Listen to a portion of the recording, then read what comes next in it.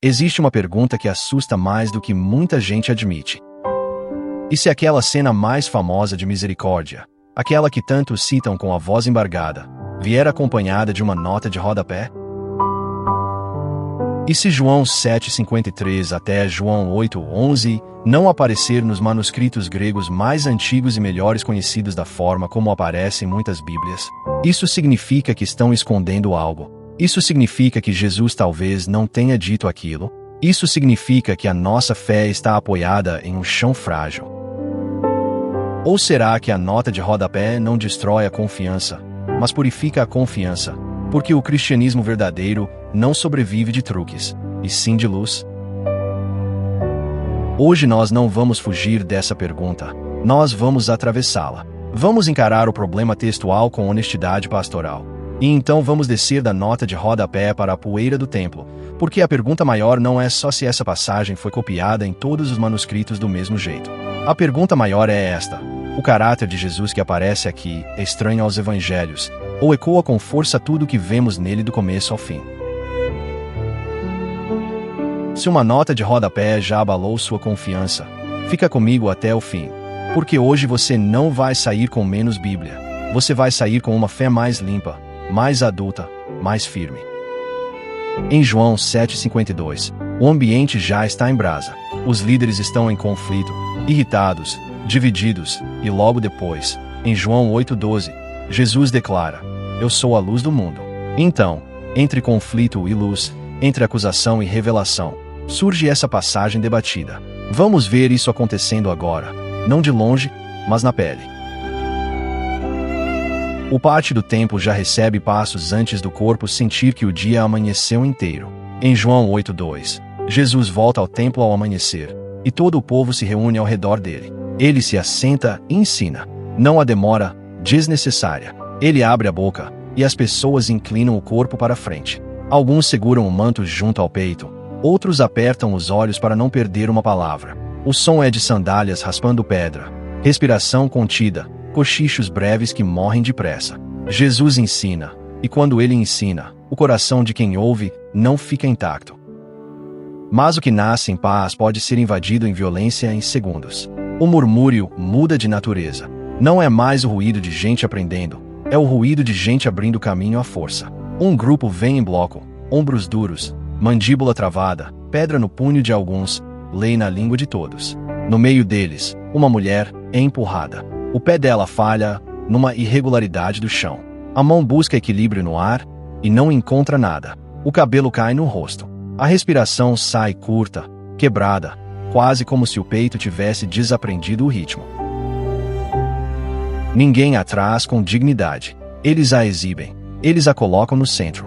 Em João 8,4 e 5, eles falam alto, porque a crueldade gosta de plateia. Mestre, esta mulher foi apanhada em adultério, no próprio ato. Na lei, Moisés nos ordena apedrejar tais mulheres. E o Senhor, o que diz? A frase cai no pátio como ferro. A palavra adultério não entra no ar sozinha. Ela arrasta vergonha, escândalo, desprezo, curiosidade e uma fome coletiva de julgamento. Alguns rostos se viram para a mulher com repulsa, outros com aquele interesse sujo de quem gosta de ver a queda dos outros. E, no entanto, por baixo da acusação, existe outro alvo. João 8,6 abre a motivação deles sem maquiagem. Eles estão usando essa pergunta como armadilha, para terem base para acusá-lo. A mulher está no centro, mas o centro verdadeiro da disputa é Cristo. Isso muda tudo, porque ela não está só diante de homens duros. Ela está no meio de uma guerra espiritual, jurídica e moral, e o corpo dela virou o campo de batalha. Deuteronômio 22:22 paira por trás da acusação como uma lâmina antiga. Se um homem for encontrado deitado com mulher casada, ambos deverão morrer. E aqui já existe uma ausência que grita: onde está o homem? Onde está a aplicação íntegra da lei que eles citam? Onde está a justiça sem interesse? O que eles querem não é santidade. O que eles querem é um impasse. Se Jesus disser, apedrejem, sua fama de misericórdia é atacada. Se disser, soltem-na, podem acusá-lo de desprezar Moisés. Eles não chegam em busca de luz. Eles chegam em busca de munição. A mulher sente isso sem talvez formular em palavras. O corpo sabe quando virou objeto. O rosto arde. Os olhos não conseguem escolher um ponto fixo. Olhar para cima dói porque encontra desprezo. Olhar para baixo dói porque o chão parece pedir que ela desapareça dentro dele. Talvez a memória ainda esteja em choque. Mãos que a agarram, vozes subindo, a humilhação correndo na pele como febre. Ela sabe que existem momentos em que a alma quer sair correndo, mas o corpo não recebe permissão. E os acusadores aguardam. A pergunta está no ar. O que Jesus diz? O que Jesus faz? E então ele faz algo que desarma o ritmo deles. João 8,6 diz que Jesus se inclina e começa a escrever no chão com o dedo. Só isso. Ele se inclina. Não entra no frenesi da multidão. Não corre atrás da urgência fabricada deles. Não responde na cadência da armadilha. O que eles trazem em violência, ele recebe em gravidade. O joelho dobra, o corpo desce e o dedo toca a poeira. Há um som mínimo, seco, quase nada, mas naquele instante quase nada se torna tudo. Porque quando todos esperam uma explosão verbal, Jesus oferece uma pausa. A poeira recebe linhas. Ninguém sabe ao certo o que ele escreve, e a própria escritura deixa esse espaço aberto. E talvez esse silêncio seja parte da força. Porque nem tudo o que Deus faz vem explicado antes de atravessar a consciência. O que importa é o efeito. A multidão perde o compasso.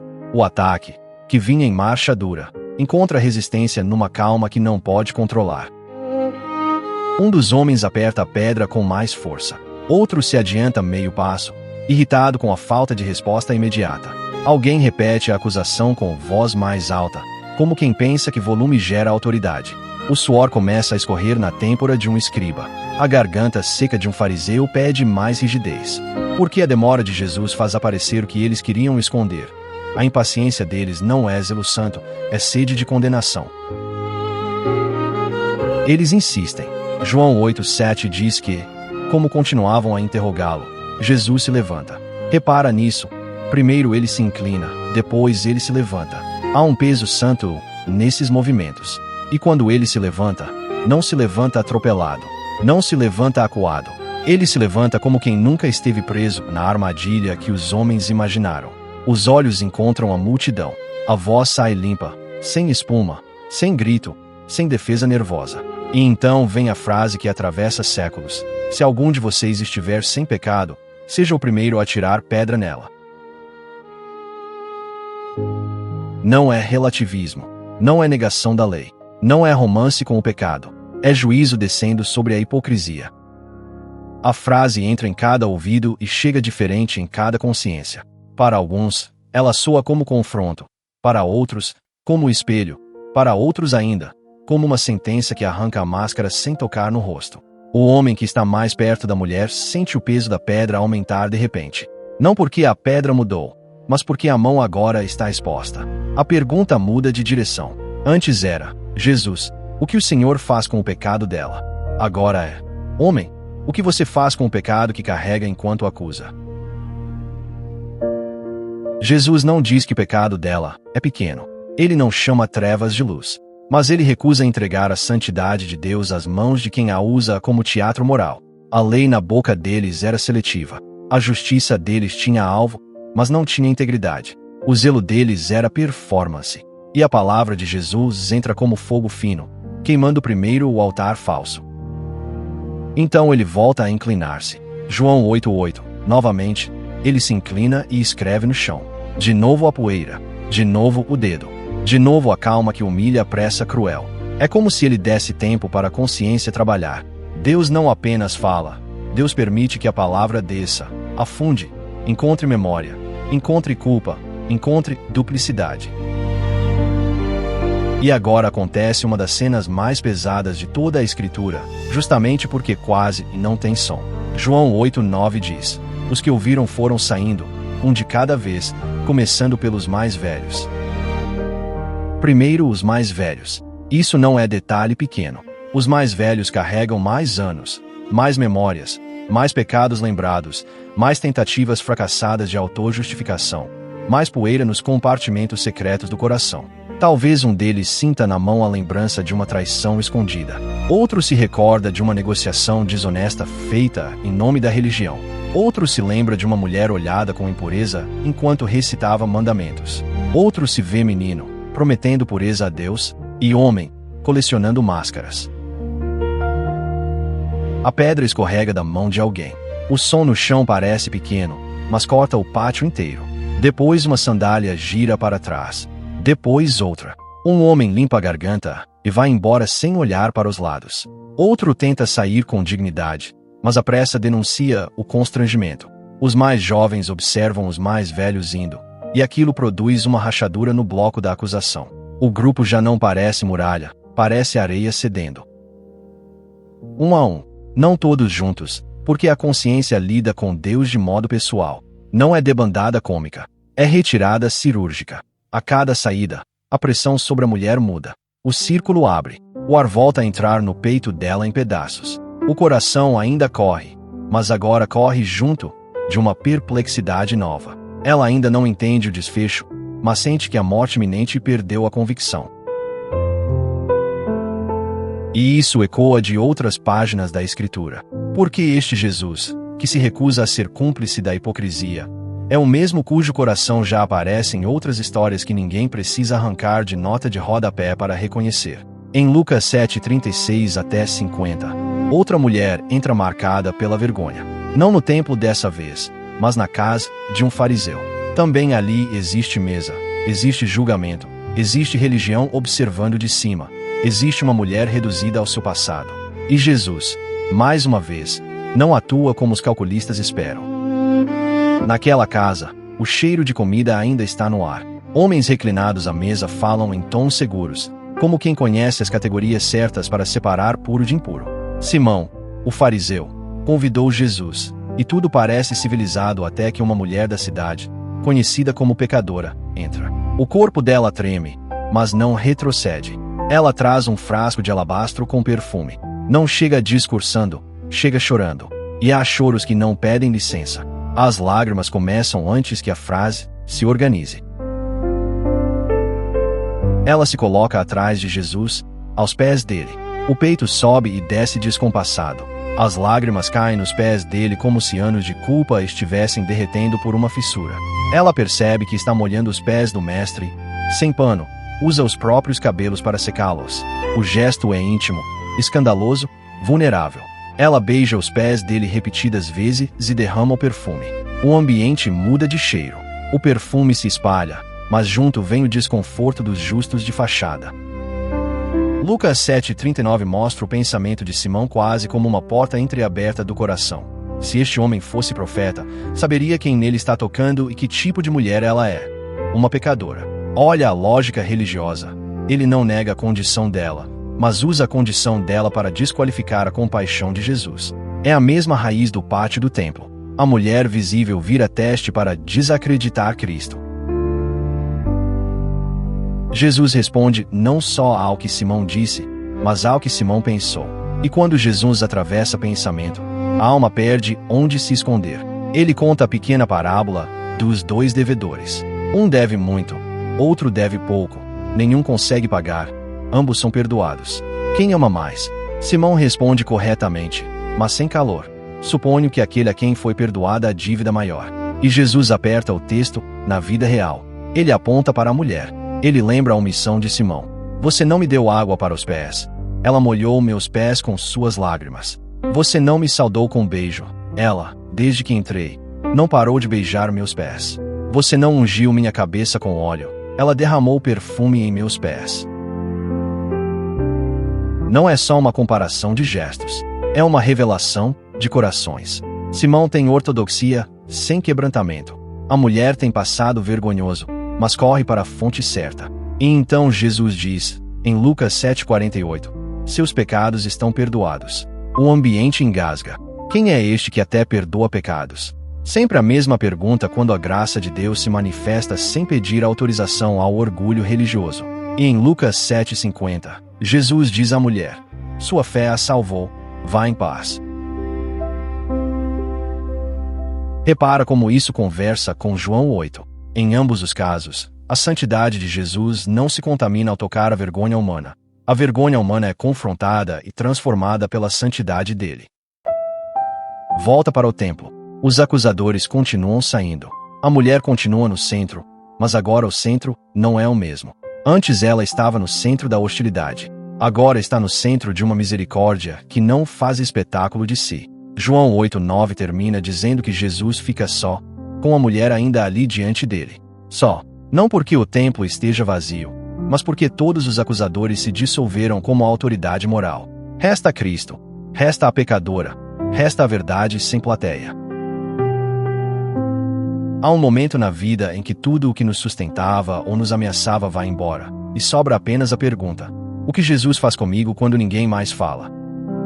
João 8:10. Jesus se põe em pé e pergunta: mulher, onde estão eles? Ninguém a condenou? Repara a delicadeza. Ele não pergunta para expor mais. Ele pergunta para fazê-la perceber a realidade nova. Ela, que chegou ali engolida pelo veredito alheio, precisa ouvir a própria voz reconhecendo o vazio da condenação humana. Ela levanta o rosto talvez pela primeira vez, sem medo imediato, de uma pedra. Os olhos ainda úmidos piscam como quem retorna da borda de um abismo. E ela responde em João 8:11, ninguém, Senhor. Senhor. A palavra sai curta, mas carregada. Não é defesa jurídica. Não é teologia completa. É reconhecimento. E então Jesus entrega uma das frases mais lembradas do mundo: eu também não a condeno. Agora vá e abandone sua vida de pecado. Aqui está o ponto que precisa ser guardado com reverência e precisão. Jesus não condena, mas também não normaliza. Ele absolve sem mentir. Ele liberta, sem rebatizar o pecado, de autenticidade. Ele recusa a condenação como identidade final, e recusa o pecado como caminho de permanência. Graça e verdade não brigam nele. Graça e verdade andam na mesma voz. Muita gente só quer metade dessa frase. Uns querem eu também não a condeno, mas não querem abandone sua vida de pecado. Outros querem abandone sua vida de pecado, mas dizem isso sem a música da misericórdia, sem a mão estendida, sem lembrar que o único ser humano ali com direito absoluto de lançar a pedra é justamente o único que escolhe redimir. E se alguém pergunta, mas esse Jesus de João 8 é mesmo coerente com o restante da Escritura? A resposta pulsa por todo lado. João 3,17 diz que Deus enviou seu Filho ao mundo, não para condenar o mundo, mas para que este fosse salvo por meio dele. Marcos 2,17 traz Jesus dizendo: não são os que têm saúde que precisam de médico, mas sim os doentes. Eu não vim para chamar justos, mas pecadores. Esse é o mesmo coração, o mesmo eixo, o mesmo escândalo santo. E isso aparece também numa terceira história, num outro lugar em que a vergonha tem cheiro, corpo e consequências.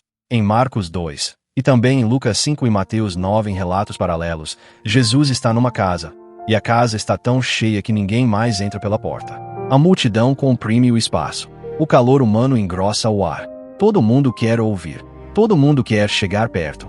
Só que do lado de fora há um homem paralítico. Ele não consegue se mover em direção a Jesus por conta própria. 4 amigos o carregam.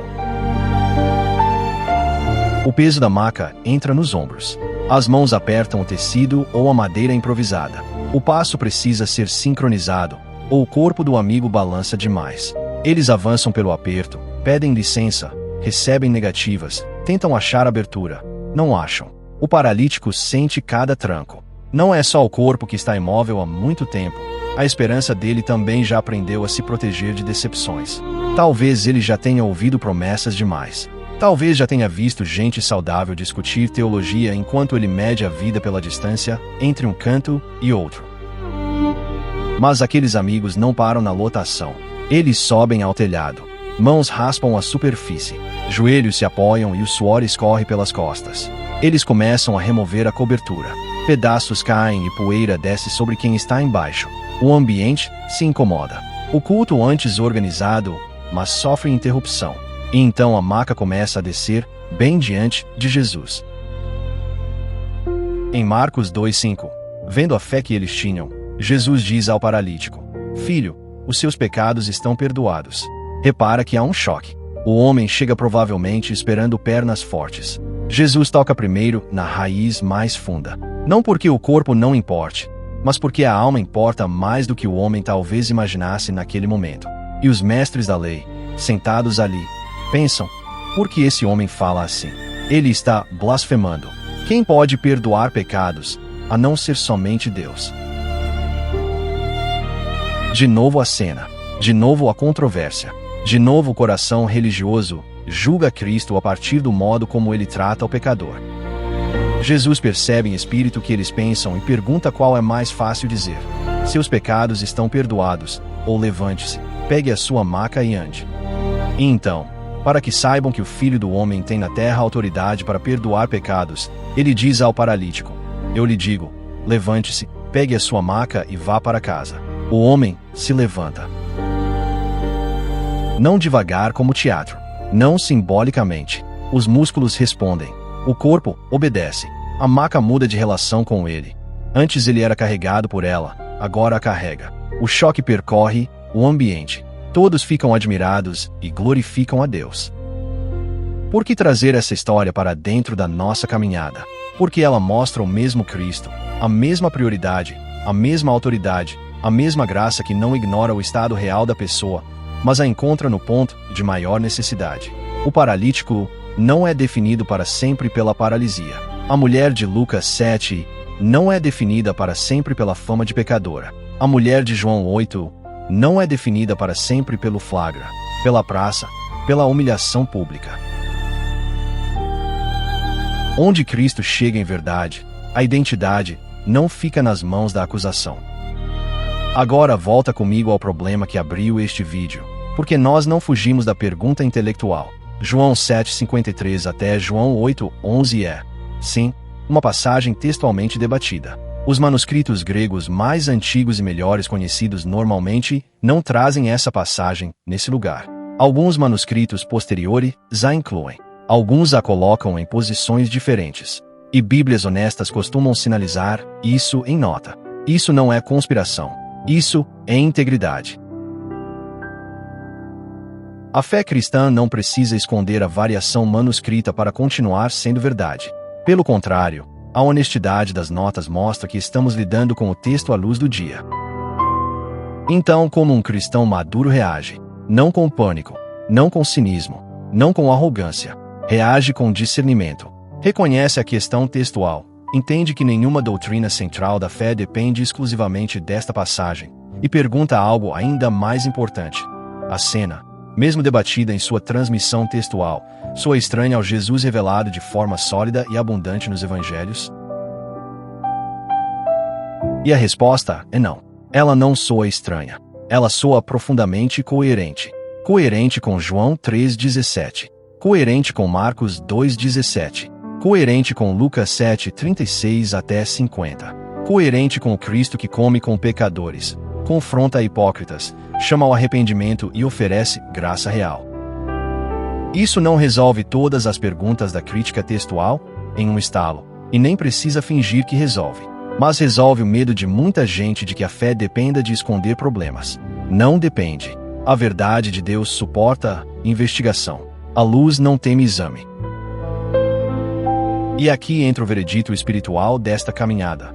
Jesus não é menos santo por ser misericordioso, e não é menos misericordioso por ser santo. Guarda isso, porque muita confusão espiritual nasce quando tentamos separar o que Deus uniu no Filho. A religião sem Cristo escolhe um lado e deforma o outro. Uns viram acusadores com versículos na mão e veneno na alma. Outros viram defensores de uma graça sem transformação. Uma graça que diz fique como está e chama isso de amor. Jesus faz algo infinitamente mais poderoso. Ele olha para o pecador sem negar o pecado e oferece um futuro sem confirmar a condenação. Esse é o espelho para nós hoje. Talvez você esteja ouvindo este vídeo como a mulher de João 8. Não no mesmo enredo exato, mas na mesma sensação. Você se sente no centro da praça. Sua pior falha parece mais alta que seu nome. Você acha que a sala inteira conhece a sua vergonha. Talvez ninguém esteja segurando pedras físicas, mas existem olhares, mensagens, memórias, diagnósticos, rótulos, recaídas, screenshots mentais, segredos expostos, culpas repetidas. Você vive como se sua história inteira tivesse sido reduzida ao seu pior capítulo. E quando isso acontece, a alma começa a acreditar numa mentira. Eu sou o erro que cometi. Mas em Cristo, essa mentira perde o direito de ditar sua identidade. Se você é encontrado por Jesus, você não é a soma da sua vergonha. Você não é o dossiê do inferno sobre sua vida. Você não é o título do escândalo. Talvez, porém, você esteja ouvindo este vídeo do outro lado da praça. Não como a mulher acusada, mas como os homens com pedras. Você aprendeu a esconder o coração atrás de linguagem bíblica. Você cita textos corretos com motivações tortas. Você se sente forte quando encontra o fracasso alheio porque isso distrai do seu. Você gosta de parecer zeloso mais do que de ser santo. Você usa a verdade como muro, não como caminho para o amor. E a palavra de Jesus também vem para você. Aquele que dentre vocês estiver sem pecado seja o primeiro. Não para abolir a verdade, mas para quebrar sua fantasia de superioridade. Porque ninguém se parece menos com Cristo do que o pecador perdoado que perdeu a memória da própria miséria. Talvez ainda exista uma terceira condição em você. Você se sente como o paralítico carregado em Marcos 2. Não necessariamente por um pecado escandaloso exposto, nem por religiosidade agressiva, mas por impotência. Você quer mudar e não consegue. Quer levantar e não consegue. Quer responder a Deus e parece preso numa maca emocional, mental, espiritual. Você mede sua vida pelo que não consegue fazer. Então escuta, o Cristo que perdoa também levanta. O Cristo que diz eu também não a condeno, é o mesmo que diz levante-se. Não no ritmo da autoajuda, não no poder da sua performance, mas na autoridade da presença dele. É por isso que a identidade em Cristo precisa fechar esta mensagem. Você não abandona o pecado para merecer o amor de Deus. Você abandona o pecado porque, em Cristo, foi alcançado por um amor que não mente sobre a sua condição e não desiste de restaurar a sua vida. Você não larga a máscara para comprar aceitação. Você larga a máscara porque já não precisa negociar valor diante daquele que conhece tudo e ainda chama de volta. O convite final. Então, não é para um teatro religioso. É para um encontro verdadeiro. Talvez hoje você precise se ver na poeira do templo e ouvir de novo a pergunta: onde estão os seus acusadores? Talvez precise perceber que algumas vozes que o condenam não vêm de Deus. Deus convence do pecado para conduzir ao arrependimento e à vida. O acusador condena para paralisar e destruir. Talvez você precise ouvir com reverência as duas metades da frase de Jesus e receber ambas. Eu também não a condeno, e vá e abandone sua vida de pecado. Receba a graça inteira, não só a parte que alivia, mas a parte que transforma. Porque a mesma voz que te absolve é a voz que te chama para fora daquilo que te mata. Então eu quero falar direto ao seu coração, sem pressa artificial, mas com urgência santa. Se uma nota de rodapé abalou você, não fuja da Bíblia, entre mais fundo nela. Se a vergonha esmagou você, não fuja de Jesus, corra para ele. Se a religiosidade endureceu você, não se defenda com mais argumentos, quebre-se diante dele. O Cristo dos Evangelhos não precisa de maquiagem acadêmica, nem de sentimentalismo barato. Ele permanece luminoso. Nos textos seguros que ninguém discute e nos ecos coerentes desta passagem debatida, o mesmo coração resplandece: santo, verdadeiro, corajoso, misericordioso, inimigo da hipocrisia e amigo de pecadores arrependidos. É por isso que o nosso retorno à vida moderna não termina em dúvida, mas em adoração lúcida. Nós reconhecemos a complexidade textual onde ela existe. Nós agradecemos pela honestidade das notas. Nós afirmamos sem medo que a fé cristã não desmorona por causa disso. E nós nos rendemos ao fato maior. Em toda a Escritura, Jesus continua sendo a luz do mundo, como João 8,12 declara logo adiante, a luz que expõe e guia, a luz que mostra a sujeira e também caminho para casa. E quando a luz verdadeira brilha, você não precisa escolher entre sinceridade e esperança. Em Cristo, você pode ter as duas. Se esta palavra encontrou você hoje, transforme isso em oração aí onde está. Não uma oração decorada, mas uma resposta honesta. Diga ao Senhor: Jesus, Eu trago a minha verdade inteira, minha vergonha, minha máscara, minha paralisia, minha culpa, minha fome de mudança. Eu não quero viver pela voz dos acusadores, nem pela mentira da autossuficiência. Eu recebo tua graça e teu chamado. Ensina-me a abandonar o que me destrói, não para comprar teu amor, mas porque o teu amor já me encontrou. E se você precisa recomeçar hoje, recomece com os olhos nele. Não na praça, não nos homens, não no passado, mas nele. Porque quando Cristo fica de pé diante de uma vida caída, o último capítulo não pertence à condenação. Agora eu quero orar com você. Senhor Jesus, em teu nome nós nos aproximamos com reverência e confiança, trazendo diante de ti aquilo que escondemos das pessoas e até aquilo que tentamos esconder de nós mesmos. Tu conheces a verdade inteira do nosso coração. Tu sabes onde a culpa nos feriu, onde a vergonha nos prendeu, onde a religiosidade nos endureceu, onde a dúvida tentou corroer a nossa confiança na tua palavra. E mesmo assim, tu nos chamas para perto.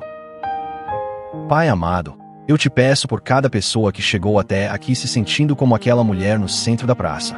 Visita agora quem se sente exposto, quem se sente sujo, quem se sente sem defesa, quem acredita que o seu pior erro já definiu o seu futuro. Que a tua voz seja mais forte do que a voz dos acusadores. Que a tua graça desarme a condenação. Que a tua verdade quebre a mentira. Que o teu Espírito Santo sopre vida onde por muito tempo só houve medo. Eu te peço também por quem endureceu o coração. Quebra, Senhor, toda soberba religiosa, toda justiça seletiva, toda aparência de santidade sem quebrantamento. Livra-nos de usar a verdade como arma contra o próximo enquanto escondemos o nosso próprio pecado. Dá-nos temor santo, humildade sincera e um coração parecido com o de Cristo. E eu te peço por quem se sente paralisado, sem forças para reagir, sem energia para avançar, sem esperança de mudança. Tu és o Deus que perdoa e levanta. Tu és o Deus que chama pelo nome e restaura a identidade. Tu és o Deus que não apenas apaga a culpa, mas também conduz a uma vida nova. Então visita agora essa mente cansada, esse coração sobrecarregado, essa alma ferida, e derrama poder para recomeçar. Em nome de Jesus, nós renunciamos à condenação, renunciamos à máscara, renunciamos ao apego ao pecado, e recebemos tua graça inteira, a graça que perdoa e a graça que transforma. Ensina-nos a viver em arrependimento verdadeiro, em fé perseverante, em obediência amorosa, em comunhão contigo todos os dias. Firma-nos na tua palavra, dá-nos alegria na tua presença. Sustenta-nos quando a dúvida vier, quando a memória do passado voltar, quando a tentação apertar. Que a tua luz brilhe em nós, e que a nossa vida testemunhe que a verdade não destruiu a nossa fé, mas a purificou. Senhor, abençoa cada casa, cada família, cada pessoa que está ouvindo esta mensagem agora. Leva a paz e arranca a confusão. Cura onde há ferida, direção onde há névoa, convicção onde há pecado, esperança onde há cansaço. E que tudo isso seja para a glória do teu nome, porque só tu és santo, só tu és digno, só tu tens palavras de vida eterna. Em nome de Jesus, amém. Se essa mensagem falou com você, escreva nos comentários, a graça me encontra na verdade. E compartilhe este vídeo com alguém que está lutando entre dúvida, vergonha e sede de misericórdia. Inscreva-se no Palavra Pura, porque aqui nós não fugimos das perguntas difíceis, e também não largamos a mão de quem está ferido. Nós caminhamos com Bíblia aberta, coração reverente e os olhos fixos em Jesus. E antes de sair, permaneça na tela final e escolha o próximo vídeo que vai aparecer, porque essa próxima mensagem pode ser exatamente a continuação que o Senhor quer usar para aprofundar o que começou hoje no seu coração. E lembra disso hoje, ao sair daqui. Você não é a sua pior cena, e também não é a sua melhor performance religiosa. Em Cristo, você pode ser uma nova criatura, encontrada pela luz, sustentada pela graça e chamada a uma vida limpa. Em nome de Jesus, amém.